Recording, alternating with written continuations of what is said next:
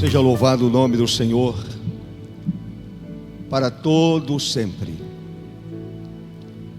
Meus amados, ontem eu estava no meu momento devocional, lendo as Sagradas Escrituras e orando, e o grupo Koinonia iniciou um louvor. E naquele momento eu estava orando. E o louvor, a letra diz que não devemos temer, não temas.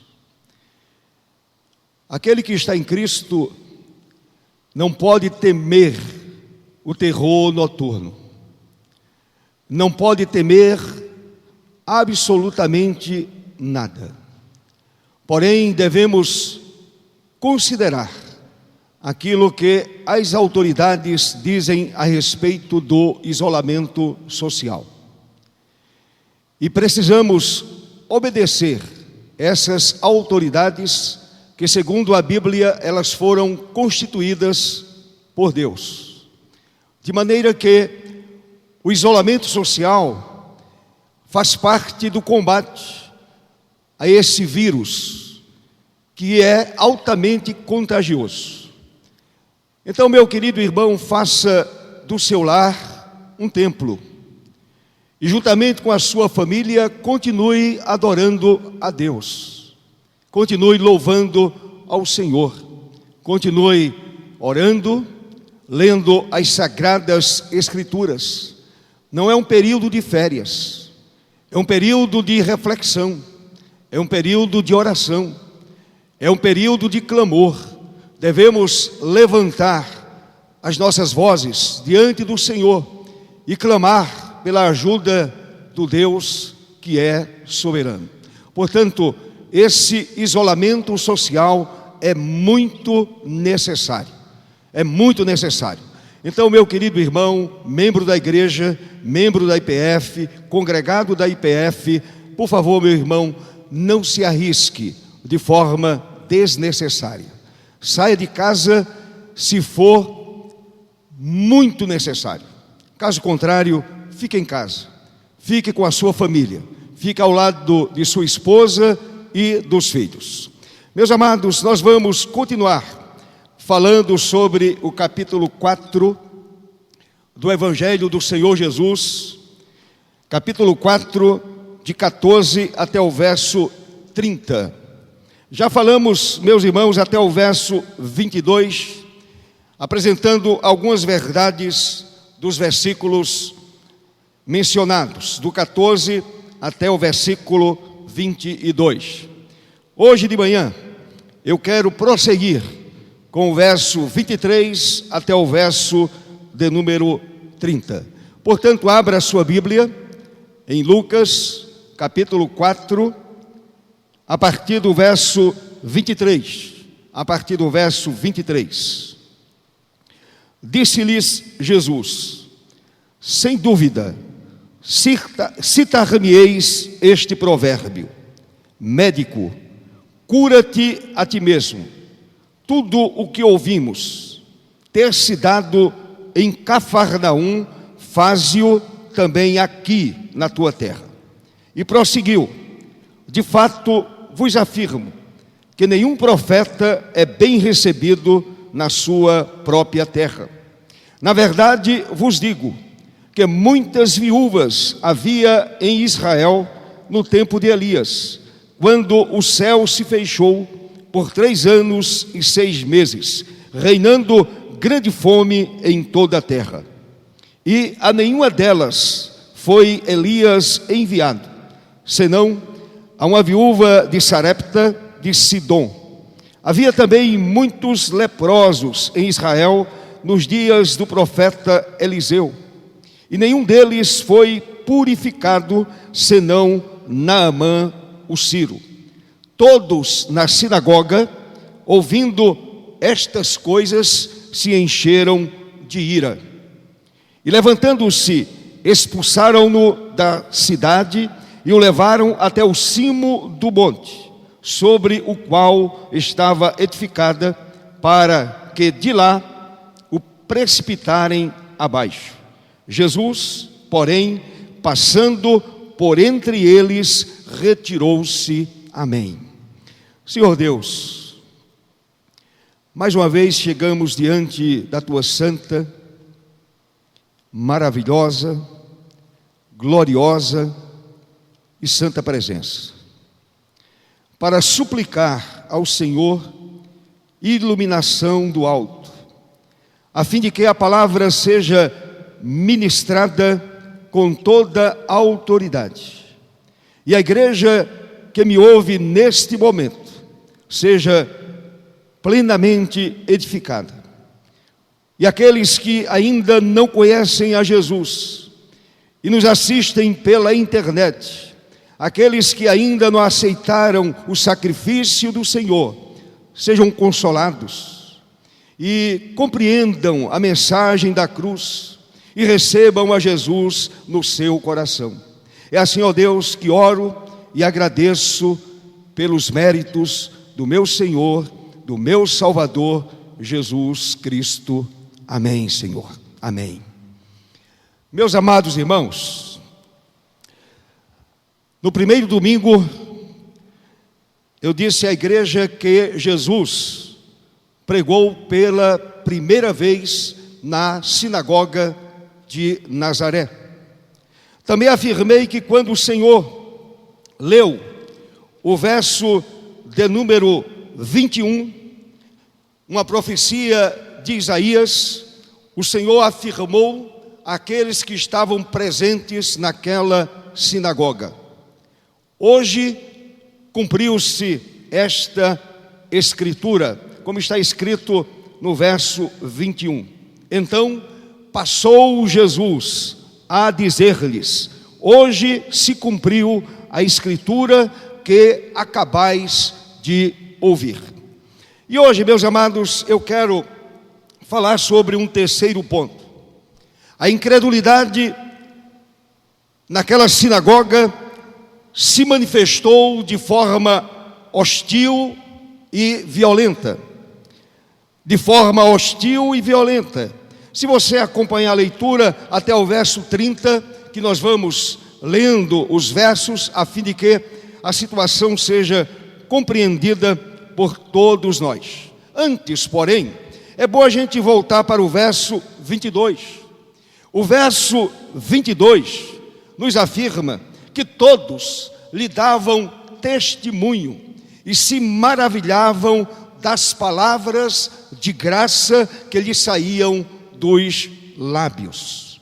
Então, meus amados, nesse momento, esse momento de pessoas maravilhadas, pessoas que estavam admiradas pelas palavras que ouviam saindo dos lábios do Senhor Jesus, a admiração cessa e dá lugar a uma ira tão violenta que impulsos assassinos são despertados no coração daqueles que ouviam a pregação de Jesus. Então, impulsos violentos, impulsos assassinos são despertados no coração daqueles que estavam presentes na sinagoga de Nazaré.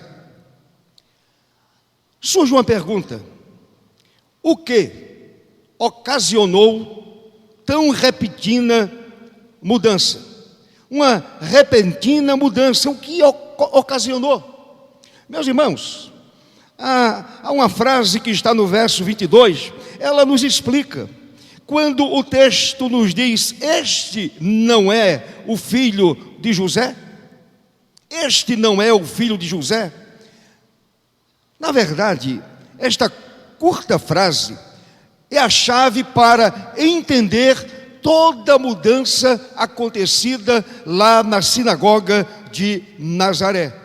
Essa palavra, ou esse verso, ou essa frase curta é a chave para a gente entender essa mudança brusca, essa mudança drástica, essa mudança violenta e essa vontade assassina que apareceu no coração daqueles que estavam ali presentes. Os judeus de Nazaré, como já disse domingo passado, conheciam o menino e o adolescente Jesus, conheciam o homem Jesus, e aqueles nazarenos não o viam com autoridade para implantar a era messiânica, embora se admirassem das palavras de graça que saíam da sua boca. Todavia, aquelas pessoas não podiam de forma nenhuma aceitar que o Senhor Jesus estava ali, naquele momento, implantando a era messiânica. Eles não podiam aceitar isso. Jesus compreendeu, à luz do verso 23, que os membros daquela sinagoga desejavam ver algo especial, ver algo sobrenatural, algo espetacular, um portento, algo extraordinário acontecendo ali no seio da sinagoga. Meu irmão, olhe para o verso 23. O Senhor Jesus disse-lhes: sem dúvida, citar-me-ei este provérbio: médico, cura-te a ti mesmo. Tudo o que ouvimos ter se dado em Cafarnaum, faze-o também aqui na tua própria terra. O Senhor é desafiado a provar que verdadeiramente é o Messias, através de alguns feitos miraculosos, diante daquela plateia. O Senhor, Ele é desafiado a fazer acontecer alguns portentos. E aí o próprio Jesus, neste verso 23, ele cita esse provérbio muito conhecido naquela época. E esse provérbio que tem atravessado gerações e chega até nós. E o provérbio significa que se esperava que o médico tomasse seu próprio medicamento e se curasse a si mesmo. E a aplicação do provérbio, meu querido irmão, equivale ao seguinte: confirma tuas reivindicações por meio de provas concretas, por meio de provas diretas, isto é, faça as mesmas obras miraculosas que foram feitas em Cafarnaum, obras que chegaram ao conhecimento do povo de Nazaré. O desafio era: faz as tuas maravilhas aqui, em tua própria terra, e falas agora mesmo, neste momento, aqui e agora, para que todos vejam essas obras. Meus irmãos, Píndaro, poeta grego, disse que a grandeza de um homem some ao lado de sua lareira e entre os membros de sua própria família. Foi exatamente o que aconteceu com a pessoa de Jesus, que aconteceu com o Filho de Deus. Portanto, aquelas pessoas estavam desafiando ao Senhor: faça os mesmos prodígios, faça os mesmos portentos, os mesmos milagres. Se você está afirmando que o texto de Isaías cumpriu-se em sua vida, então faça alguma coisa concreta. Nós queremos observar essas coisas concretas.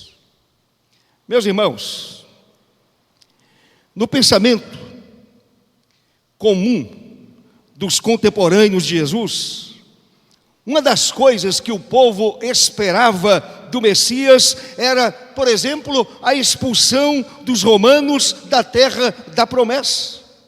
Que evidência tem Jesus a seu favor? Jesus não operou nenhum portento, diante da sinagoga, o Senhor não fez nenhum milagre e os romanos continuavam lá. Então a pergunta é: que evidência tem Jesus a seu favor? No verso 24, o Senhor Jesus faz sua defesa e prosseguiu: de fato vos afirmo que nenhum profeta é bem recebido na sua própria terra. Aqui o Senhor está defendendo, fazendo a sua defesa. O Senhor diz: nenhum profeta é bem recebido na sua própria terra. Meus amados irmãos, é o que diz o verso 24. O argumento de Jesus faz todo o sentido do mundo. Observem uma coisa: a intimidade, a familiaridade faz com que a grandeza decaia. Geralmente os de fora são mais respeitados do que os de casa. Em seguida, o Senhor Jesus menciona dois grandes vultos proféticos do passado. Primeiro, ele faz a sua defesa dizendo: olha, o profeta não tem honra, ele não tem honra na sua própria terra, na sua própria casa, no meio de sua própria família. Basta a gente lembrar dos irmãos de Jesus, que não acreditavam nele, não criam nele. A família de Jesus, seus irmãos, não acreditavam nele. E aí o Senhor contraria mais ainda os judeus que estavam presentes naquela sinagoga, quando o Senhor apresenta como exemplo dois vultos proféticos do passado: Elias e Eliseu. Olhe para os versos 25 a 27. Veja o que disse o Senhor Jesus: na verdade vos digo que muitas viúvas havia em Israel no tempo de Elias. Muitas viúvas. Quando o céu se fechou por 3 anos e 6 meses, reinando grande fome em toda a terra, e a nenhuma delas foi Elias enviado para socorrer a viúva, para abençoar em nome do Senhor a viúva judia, senão a uma viúva de Sarepta de Sidom. Havia também muitos leprosos em Israel nos dias do profeta Eliseu, e nenhum deles foi purificado, senão Naamã o sírio. Ora, quando Jesus menciona esses dois exemplos, quando o Senhor mostra esses dois exemplos, naturalmente aqueles que ouviam as palavras do Senhor Jesus se encheram de ira. Mas eu quero dizer outra coisa. Quando o Senhor menciona Elias e Eliseu, com isto o Senhor sinaliza que o seu ministério se voltará também para os gentios. Isto é, sinais também serão dados aos gentios. No primeiro caso histórico citado pelo Senhor, muitas viúvas havia em Israel, mas Deus escolheu uma gentia para abençoar. O Senhor não escolheu nenhuma viúva israelita para abençoar. O Senhor escolheu uma gentia para abençoá-la, e ela foi tremendamente abençoada. Louvado seja o nome do Senhor. Ela não passou fome, porque Deus resolveu soberanamente abençoá-la. E ainda, meus irmãos, mostra depois o Senhor Jesus, no caso, que dentre todos os leprosos em Israel, o Senhor não curou nenhuma naquela época. Na época de Eliseu, o Senhor não curou ninguém, nenhum leproso israelita. Exatamente um gentio foi curado: Naamã, comandante do exército do rei da Síria. Somente Naamã recebeu a bênção da cura. Deus abençoou os gentios, e não o seu povo. Deus abençoou Naamã. Deus abençoou uma viúva que estava passando fome. Deus abençoa um Ciro, comandante de um exército opressor. E Deus abençoa Naamã. Meus amados, com certeza o argumento de Jesus era muito incômodo para os ouvidos dos nazarenos. Era algo que incomodou aqueles ouvidos que ouviam essas declarações de Jesus, dizendo: olha, o Senhor abençoou Naamã, um gentio, abençoou uma viúva também que não fazia parte do povo de Deus, uma gentia, uma mulher que não tinha nenhum conhecimento de Deus, nenhum pacto com Deus, nenhuma aliança com o Senhor. Evidentemente, o episódio de Elias e o de Eliseu, sendo canais de bênçãos para os gentios, não podia ser contestado, porque está na palavra, está no Velho Testamento. Foi algo histórico, algo que aconteceu. O Senhor Jesus estava trazendo à memória daqueles que o ouviam esses fatos históricos narrados pela Bíblia Sagrada, pelo Velho Testamento. Aqui cabe, meus amados, uma pertinente observação. A tônica de Jesus nas suas discussões com seus adversários, seu argumento sempre foi o Velho Testamento. A partir daí, o Senhor usa o Velho Testamento para argumentar a respeito de sua missão, do seu trabalho e daquilo que ele, na verdade, era e continua sendo. Gentios abençoados por Deus era uma possibilidade impensável para os judeus. Gentio tocado por Deus, gentio curado pelo Senhor, gentio abençoado pelo Senhor, gentio recebendo a misericórdia do Deus de Israel, era uma impossibilidade na cabeça dos judeus. Pois os judeus viam Deus como sua propriedade, como se fosse propriedade particular do povo de Israel. Portanto, os judeus não podiam admitir tal argumento. Por isso ficaram irados, por isso ficaram chateados, com raiva do Senhor Jesus, ficaram cheios de ira. Ali os judeus se enchem de ira. Meus irmãos, curioso, cheios de ira em um culto, cheios de ira louvando a Deus, cheios de ira numa sinagoga, ouvindo a palavra, louvando ao Senhor, louvando a Deus com os salmos, e agora eles se enchem de ira.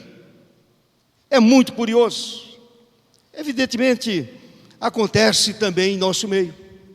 Às vezes uma pessoa vem para o templo e de repente se enche de ira, se enche de raiva. Eu não consigo entender uma pessoa que está na presença de Deus, uma pessoa que está ouvindo a preciosa palavra de Deus, uma pessoa que está orando, uma pessoa que está louvando a Deus, se encher de ira. Aqueles judeus ficaram cheios de ira, ficaram com raiva. Portanto, aquele desejo assassino entrou naquelas vidas, naqueles corações. Meus amados, com que facilidade Deus e suas realidades são tornadas em motivo de ódio. Deus e suas realidades são tornados em motivo de ódio. Quanta ira se tem levantado em nome do Senhor Deus, quanta raiva, perseguição, violência em nome de Deus. Basta a gente olhar para os acontecimentos da história. Quantas pessoas que assassinaram, que mataram, que destruíram. Quantas pessoas que invadiram residências, mataram famílias inteiras em nome de Deus. Deus está muito longe dessa realidade. A realidade de Deus é outra. A realidade de Deus é a paz. A realidade de Deus é o amor, é a misericórdia, é a bondade nos corações. Olhe para o verso 28 até o verso 30. Veja o que está escrito.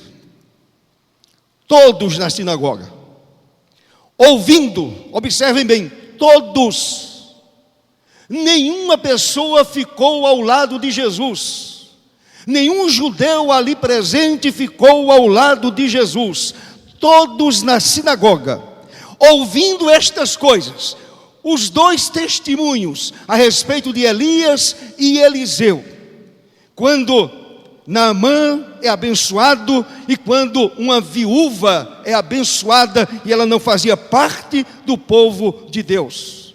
Todos na sinagoga, ouvindo estas coisas, se encheram de ira, de raiva, de ódio mortal, ira mortal, e levantando-se, expulsaram-no da cidade e o levaram até ao cimo do monte, ao cume do monte, sobre o qual estava edificada a cidade, para de lá o precipitarem abaixo. Jesus, porém, passando por entre eles, retirou-se.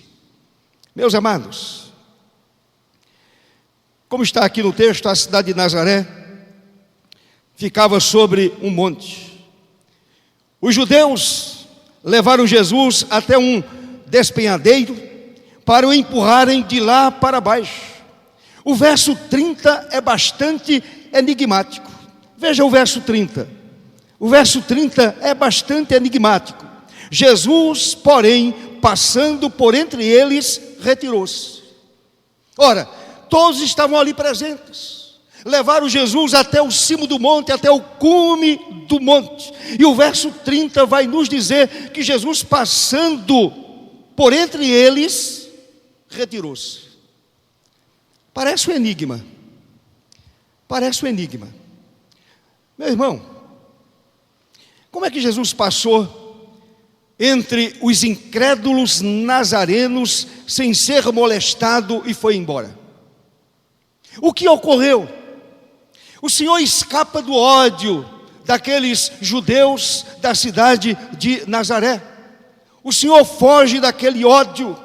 Meus amados irmãos, o Evangelho de João explica o porquê dessa saída ilesa do cume do monte. Se você olhar para João 7, capítulo 7, verso 30, você vai encontrar a resposta.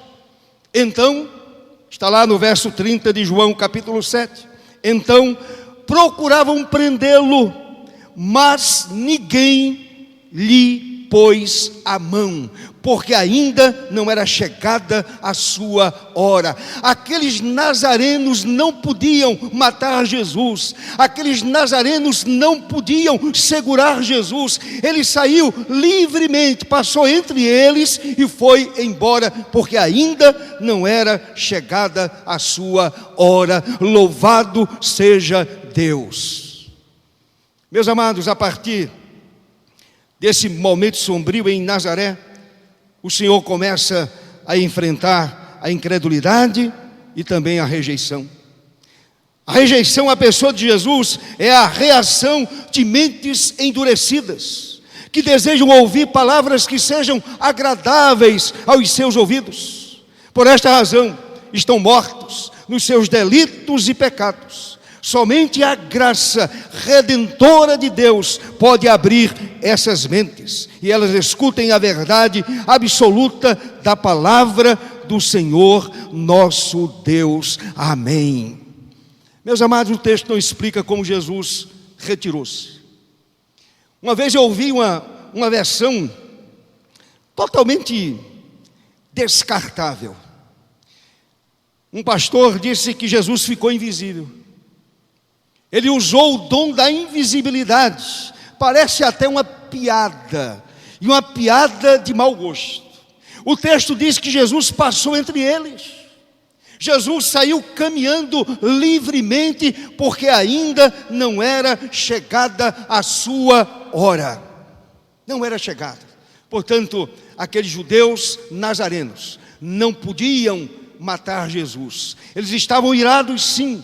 Eles estavam odiando a pessoa de Jesus, é verdade. Todavia, eles não poderiam lançar mão de Jesus e matá-lo. E eu quero concluir essa palavra hoje, aproveitando a oportunidade, até porque ninguém sai de casa mesmo, não é? Ninguém vai à praia, ninguém vai a lugar nenhum. Então vou aproveitar para concluir. Meus irmãos, certamente podemos aprender preciosas lições para a nossa vida cristã. Desta mensagem extraímos pelo menos 4 ou 5 lições referentes ao Senhor Jesus e uma referente a nós. 4 lições referentes a Jesus e uma referente a nós. Primeiro, olhemos para o exemplo de Jesus.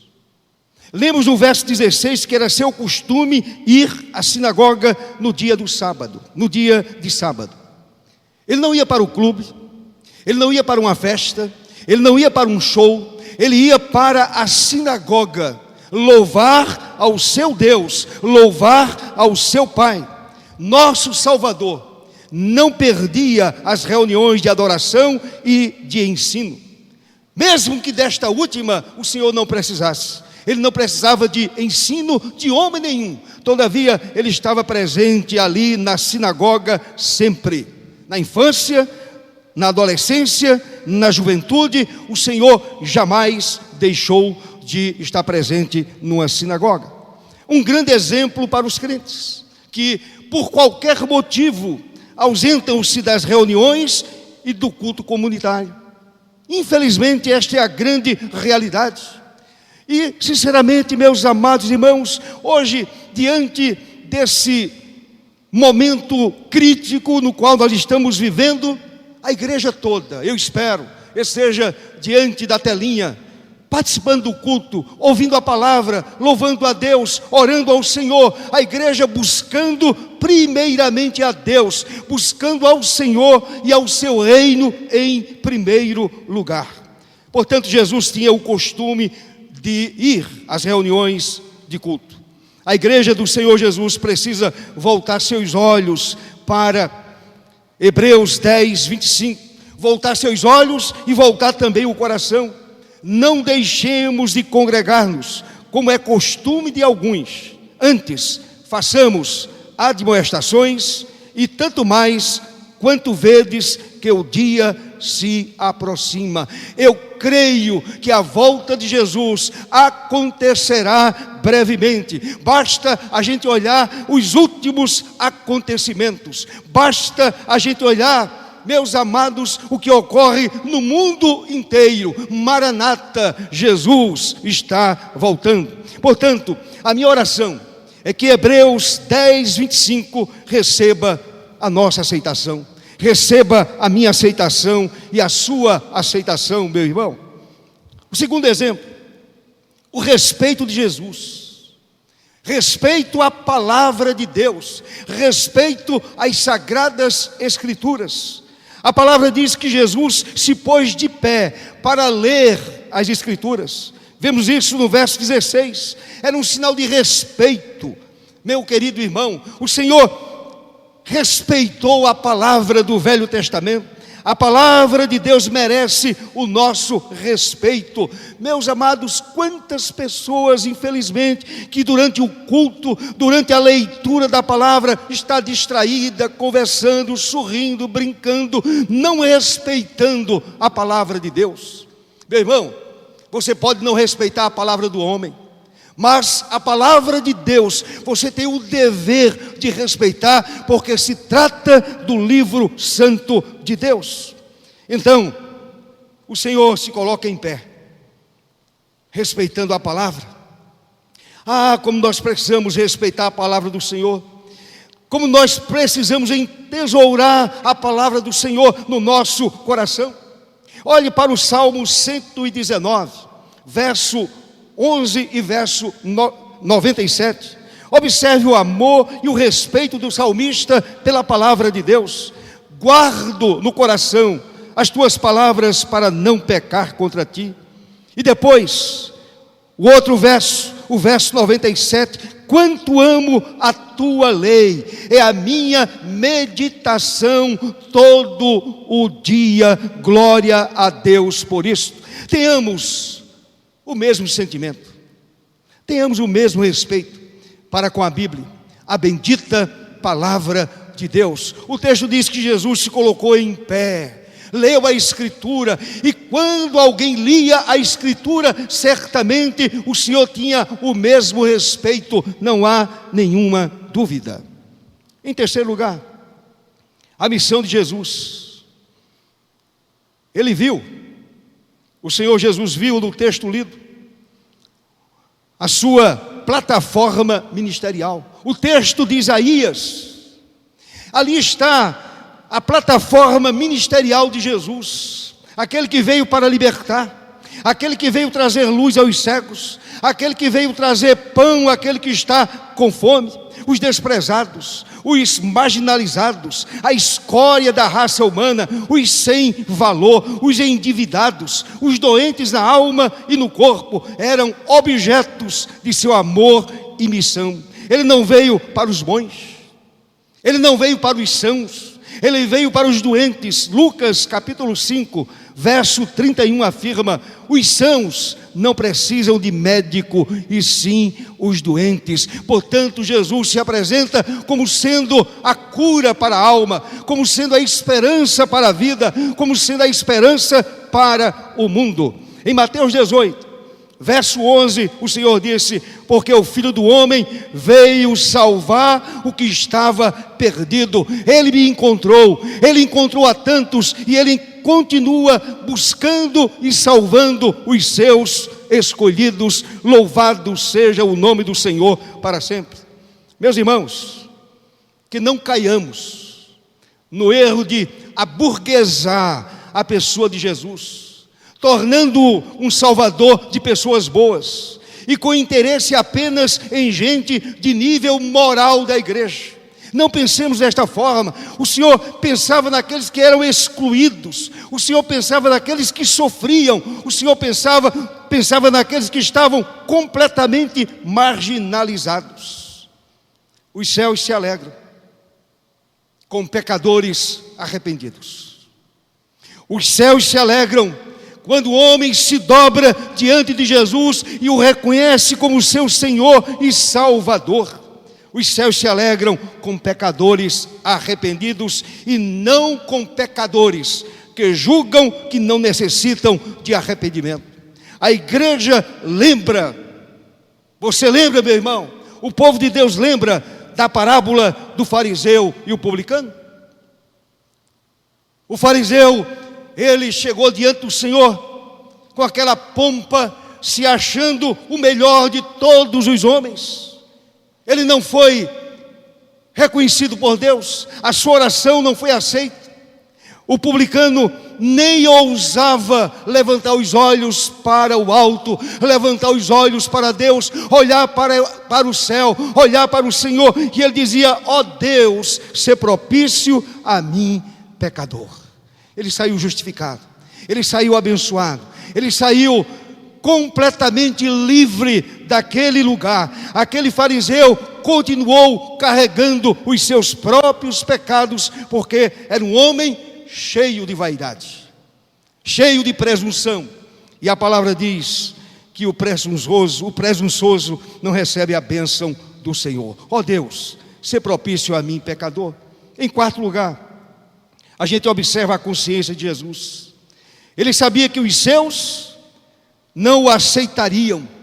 O Senhor sabia disso. Como está escrito em João, capítulo 1, verso 11: veio para o que era seu, e os seus não o receberam. Ele sabia que devia ir para os gentios. Os seus dois exemplos, Elias e Eliseu.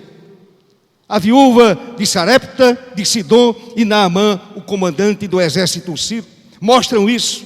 E seu ministério foi nessa direção depois. Impressiona, meus amados, a consciência de missão que havia na pessoa de Jesus.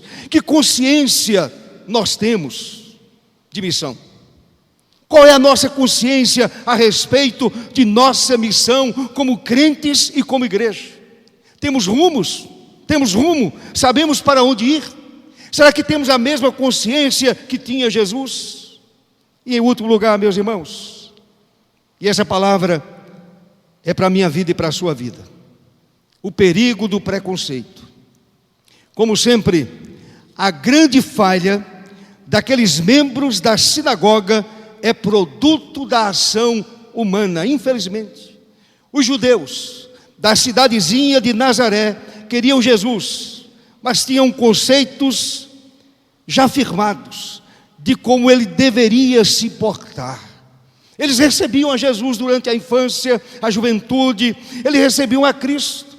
Mas, meus amados, quando os gentios foram mencionados, quando os gentios foram apresentados como pessoas abençoadas por Deus, e o Senhor, de uma forma especial, ele acabou com aquele esquema que estava na cabeça dos judeus, imaginando que Deus era propriedade somente de Israel.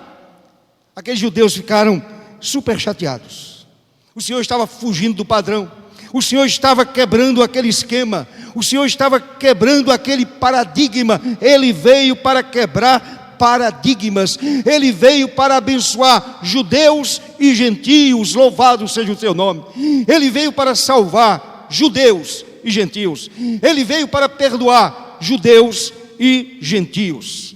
Portanto, amada igreja do Senhor Jesus, como é mesquinha a visão de julgar alguém inferior a nós.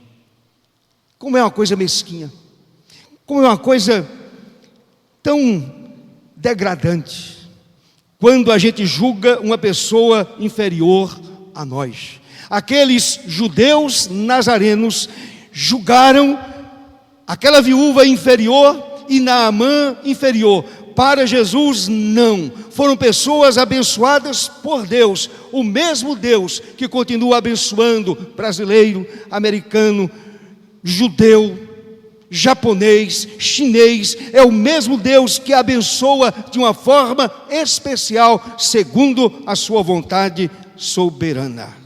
Amados, pensemos com muita seriedade a respeito de tudo o que ouvimos e pratiquemos para o louvor do nosso Senhor e Salvador Jesus Cristo. Pratiquemos essa verdade. Não sejamos de forma nenhuma preconceituosos. Vamos agir como agiu o nosso Salvador. Amém.